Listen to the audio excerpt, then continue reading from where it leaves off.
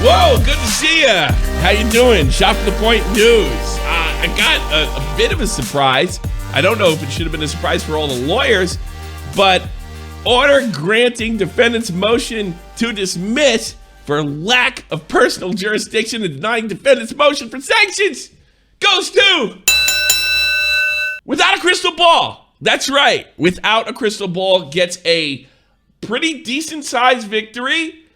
The case being dismissed in the state of Washington. Without going all the details, maybe Ricardo will cover it. I'm not a lawyer. I'm not going to pretend to be. I can't commentate on that level. But I can tell you this. This lawsuit has been dismissed in the state of Washington, or in Seattle, as it says right here, the United States District Court, Western District of Washington at Seattle. So, yeah, this is a huge one. But like in most of these cases, the true winners are always the lawyers because Katie Joy got to pay him. Tati Westbrook got to pay him.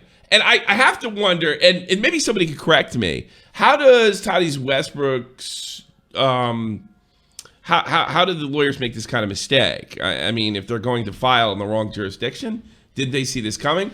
Is this just a chance? Is this just a possibility? Or Tati knew damn well it'd be dismissed, and she's just trying to tie Katie Joy Paulson up in court forever? Because more than likely, this is going to end up in Minnesota. So just refile the case. I don't know how big a war chest that Tati and James Westbrook has.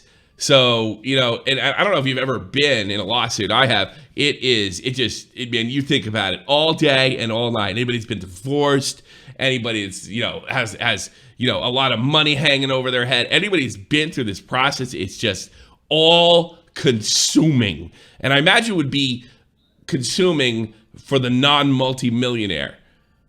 All consuming, all day, all night for Katie Jo Paulson. If you don't know anything about this case, I'll give you a little bit of we'll turn back the clock a little bit. Tati sued Katie Jo Paulson without a crystal ball for claiming some very outrageous things. One that I personally remember, that James Westbrook was somehow involved in the mafia. Katie is not a trustable or credible source considered by most, including myself, on YouTube. And I think Tati just had enough. And I wonder, I can't believe that her lawyers wouldn't see something like this coming. But in fairness to Without a Crystal Ball's lawyers, well, good job getting it tossed. But the lawyers win.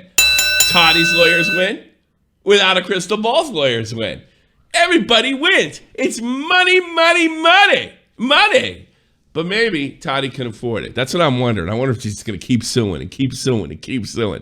Just tie her up in court forever. And this is the thing in the United States, we don't have loser pays like we should, like most of Europe has. So even though, unless there's a special law in the state of Washington, I know there is in California. We've talked about it before. What do they call that? The push doctrine, or the name escapes me now. But in California, you saw it in Face Banks versus Tfue. They try to the Keemstar versus Normie Lacrosse. If it's just kind of a frivolous, ridiculous lawsuit, and what you do is you sue for the fact that it's a frivolous lawsuit, and if you win that, not only the lawsuit get tossed, they got to pay your expenses. It's a little similar to what they have in Europe, but I'm not aware of it being the case in the state of Washington, although it should be federal, if you ask me. You file a lawsuit, you file crazy lawsuits on somebody. So maybe this is just the case for Tati to break Katie's back financially. Just sue her everywhere. Yeah, because she's got to answer it. Lawyers still got to get paid whether they win or lose. So that's a bit of a conspiracy theory on my part.